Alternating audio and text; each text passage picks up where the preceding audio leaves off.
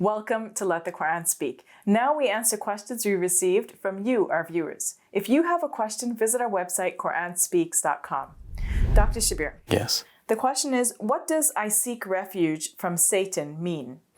Well, in Arabic, this is a common formula that Muslims recite. They say, "A'udhu billahi minash shaitanir rajim."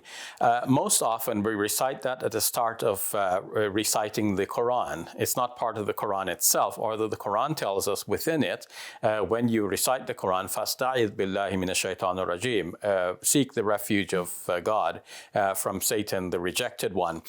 Why this? The Quran justifies this by saying that when a prophet reads a scripture from God, Satan tries to confuse that recitation.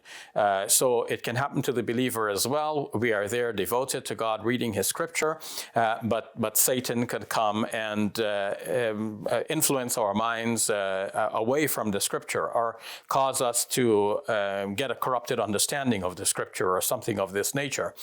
So we seek the protection of God from Satan. He's called the rejected one.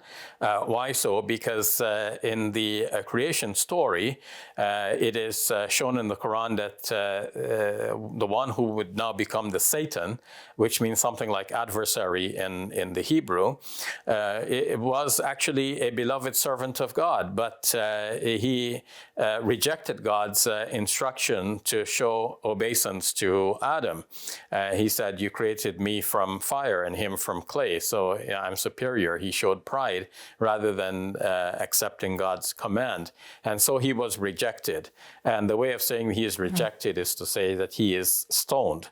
And of course, Muslims, when they perform the Hajj ritual, they actually have a part of that ceremony in which they stone some pillars which are set up to represent the Satan, and in the Muslim mind, we want nothing to do with the Satan. We're stoning the Satan. We're shunning his thoughts and his suggestions.